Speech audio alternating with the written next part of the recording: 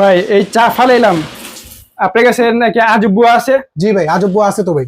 তো আজব বুয়া কি এই চা পরিষ্কার করতে পারবে? এই যে ফ্লোরটা আপনি ময়লা হয়ে গেছে না, জি। এই যে দেখেন ক্লিন, হ্যাঁ হ্যাঁ, একই এতে ক্লিন, এই দেখেন। পুরো তো ক্লিন করে ফেলে না আবার আগের মতো? জি ভাই, আমি কোনো ছুঁইছি না। একেবারে ক্লিন। এবং এটাতে আপনি পানি ওয়াশ করবো এটাতে, ঠিক আছে।